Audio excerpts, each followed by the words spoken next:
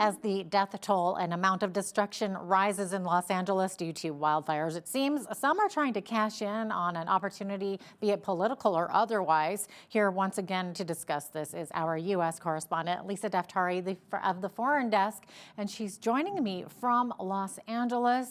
Lisa, nice to see you again. Yeah, it's horrific. It's Yeah, horrific. I was just going to ask you, what is the situation there now? I understand that those hot Santa Ana winds continue to threaten the area. Right. So we had a little bit of a break over the weekend. I don't even know if we can call it a break because the containment levels are still, the percentage is very low. I say break because the winds kind of subsided so that the firefighters actually had a chance to increase the containment by small percentages, but we'll take all the progress we can get. But now we know that the Santa Ana winds are coming back in.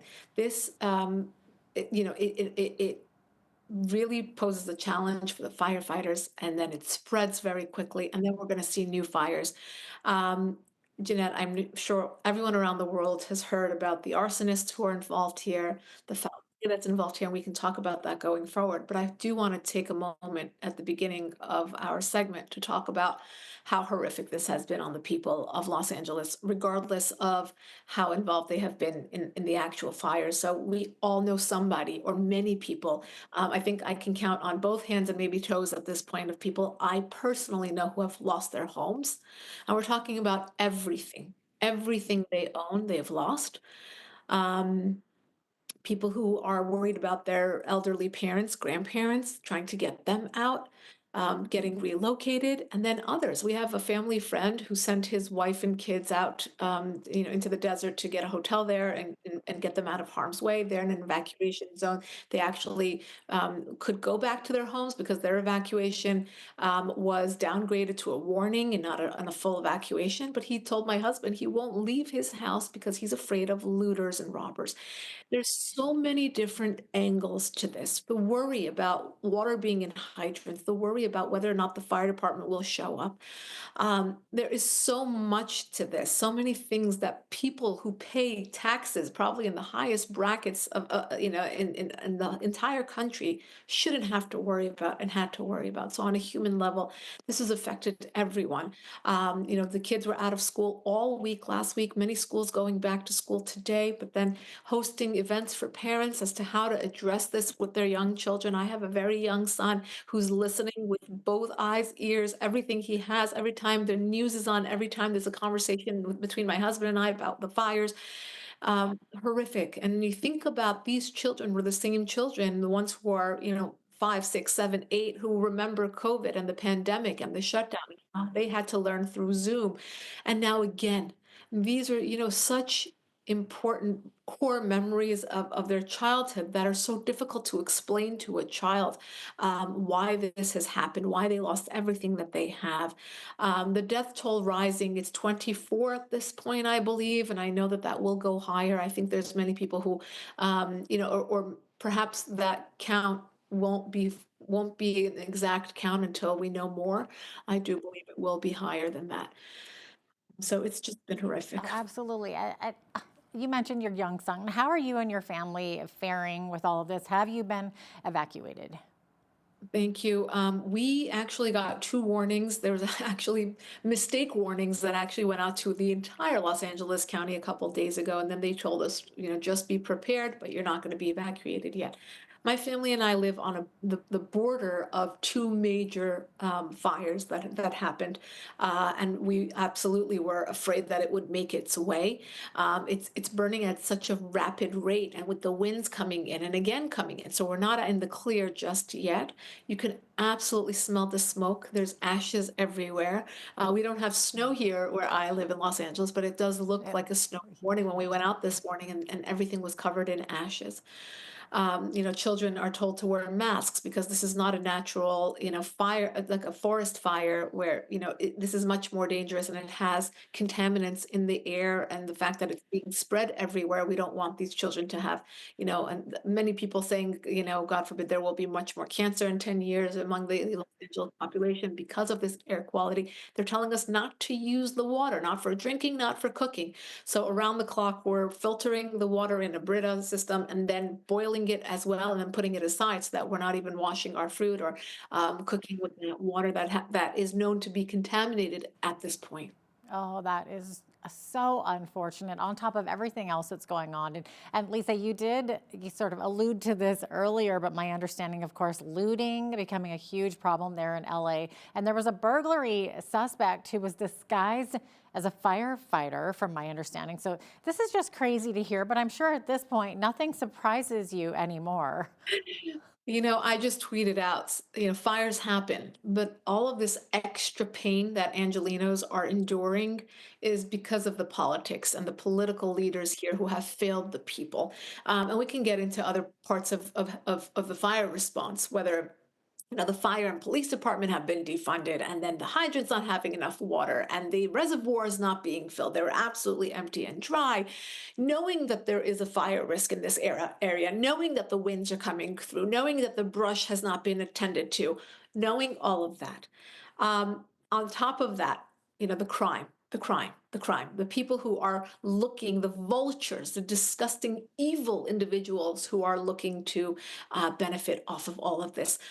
There's different stories here, and I'm just going to share a few of them just to give you some of them that were caught. They had the fire app that we're all using, Watch Duty, which tells you who needs to evacuate, how far the fires are coming, the most updated kind of Wow. information. So And they're using that as an opportunity. they're using that to see who evacuated and to go in. So imagine, and then people, I saw this online, were commenting, I can't even go to see if my house is still standing. How are these people getting through? And the answer was that they're getting through on bicycles. They're getting through by disguising themselves as, people who are part of the fire department, as you saw in that one story. Others who, as I said, won't even evacuate their homes if they're on, in a warning area, meaning you don't have to evacuate, but you're being warned because they're afraid of the looters and the burglars coming through. I mean, imagine just how many different angles they have to kind of dodge here in order to stay safe and to protect their home and property. And Lisa, right there in your city, I understand there's a spat between the LA Fire Department's fire chief, Kristen Crowley, and LA's mayor, Karen Bass. So we've been hearing a lot of drama. Can you just quickly elaborate a little bit on this? So obviously, there's a lot of anger directed towards everyone, right? Anyone who's in charge. So it's the LA Department of Water and Power, and the mayor, and the governor, and the fire department. So finally, the fire chief started to speak out and say, you know what? It's not on me, it's on them. We've been asking them for money. We've been begging them for X, Y, and Z, and we haven't gotten it. And that is why this has happened. So she basically threw the mayor under the bus. As most people, look, one thing that I can tell you, mostly across the board, there are some fringe individuals on social media that are saying otherwise, and they're really just politically just so brainwashed, that are understanding that this was absolutely the fault of leadership, the mayor, the governor, and is not because of climate change. It is not because of X, Y, and Z. And maybe those things lent a hand. But had we been prepared, had we had the proper leadership, had we not pulled the money from the fire department, had the fire hydrants had water, there's so many had we, that we would have gotten ahead of this fire. Fires happen every year in this part of the country and other parts too, that stay ahead of this. And the reason why this doesn't happen is because we are prepared, because we know this is going to happen, and because they have the right people in place, they have the right funding in place, and they have water to act to, and they take care of the brush so that this doesn't happen. When we know this is going to happen, we have to prepare. And there are individuals who took matters into their own hands, whether putting out their own fires with their pool water. There's so many stories. There's so many stories, and I can't get into all of them. But wetting their brush so that it doesn't catch fire, preparing, hosing down their roofs. We've seen so many different stories, but that shouldn't be. I mean, and bravo to those people who thought ahead and had the opportunity and had the courage and the supplies and the ability to do that. And not everyone does have those things. But That shouldn't be the case. When you're paying that kind of tax money, when you entrust your city, your government, your state, your country to take care of you, when you pay those kinds of taxes, this is not the result that any of those individuals deserved. All right. Well, Lisa, we had heard some reports that Nancy Pelosi and California Governor Gavin Newsom were steering people to donate to wildfires, except it ended up being a Democratic website that people would land on. And it sounds a little bit opportunistic there. Do you have anything to add to that? I saw the story on Daily Mail as well. It seems as though Newsom's team allegedly created a landing page that was part of his PAC, and PAC is it's a political action committee. It's basically his campaign committee made a website that would bring in the donations into their platform, and then he says that they would use that to allocate to different things, including misinformation about the fire. So he's more worried about defending his reputation because everyone's blaming him. He's going on podcasts. He went on one podcast, I think the day after the fire started, and everyone thought that was so in poor taste, really, to spend your time defending yourself, promoting yourself, going on a podcast, rather than really getting on the ground and seeing the victims and trying to do whatever you can, and really calling in all resources and all sorts of help from different states, from Mexico. I know they brought in some firefighters as well, but we need this done. This is, roll up your sleeves. Whatever's been done is done. This is not the time to defend your reputation. The best way to defend your reputation is to actually fix this, to put out the fires, to not allow more homes to be burned down, to not allow more casualties. And then we can talk about it. But he's more worried about his political future, his reputation, and something that a lot of Angelenos are seeing. I don't think this guy has a political future unless there's so many Democrats and leftists who are so blind to facts that are willing to close their eyes and to move forward with a choice like him. Great hair, political and presidential stature for sure. God bless him with that. But uh, beyond that, I think he truly failed the people of California in more ways than one. During the pandemic, we saw similar behavior where he was accused of being a hypocrite in many ways. And now we're seeing similar behavior right now where the people of California, particularly in these fires, have truly been abandoned. Yeah, and of course, we can go on and talk about the fires all day because you are right there in the heat of it, literally. But there is something else very important here. The negotiations between Israel and Hamas reaching a critical point. And Lisa, Hamas has been given a final draft agreement for the release of hostages in exchange for ceasefire in Gaza. What looks like Hamas has walked away from the ceasefire deals in the past, as we know. But do you think Hamas will agree to these terms this time? Perhaps. Look, I just want to set the stage here just so we know what's going on. We are about how many days? A week away from inauguration. It's a Reagan-Carter moment where President Trump has come in and said the hostages have to be released or all hell will have to be paid. That kind of statement, obviously, a lot of deterrence, a forceful message as to what will happen if Hamas does not comply. The Biden administration, on the other hand, truly wanting to get this done on their watch because this is something that they've been working towards and they really want to see this through.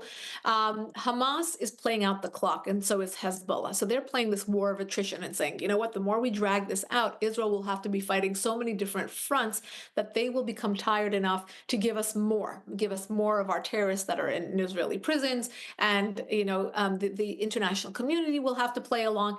And at the core of this are the Israeli hostages. These are civilians. There are 7 Americans. We don't know how many of them are alive. We're estimating about half of them perhaps are alive. We don't know how many will come through on this deal or if they will keep their word. They've given a list of individuals, again, not knowing if those individuals are alive or not. That list includes young children, babies. They went into captivity as babies. They had their first birthdays in captivity. And now 15 months later, we're trying to see if the United States can pull this off with the help of Egypt, Qatar, and of course, Israel and Hamas at the table as well.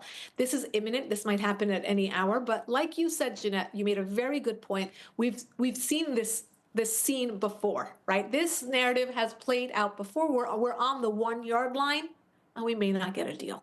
So let's see what happens. And of course, Hamas keeping an eye on the fact that the inauguration is in a week, knowing what is at stake in terms of American politics. And they will make the decision based on, again, timing, again, wanting to take a break, because look at the Hezbollah ceasefire. That's what they did. They took a step back and they're building again. They have a new leader under Sinwar's son. They are building again. They're trying to get weapons again. Syria collapsing was a big help to Israel because the weapons coming through from the Islamic Republic, the regime in Iran, that they would like to pass through to Hezbollah, that's been a bit shaky. But again, the Houthis continue to fire into Israel. So again, because Israel's fighting so many different fronts, the timing is, and the plan and the strategy is to take advantage of that and wear them out and to weaken Israel as much as possible. That's their goal. Lisa, we're out of time here, but thanks so much for joining us from fire-ravaged Los Angeles. Great to have you on today. My pleasure. Thank you for having me. Lisa Daftari is the editor-in-chief of the Foreign Desk, and she joined us once again from Los Angeles.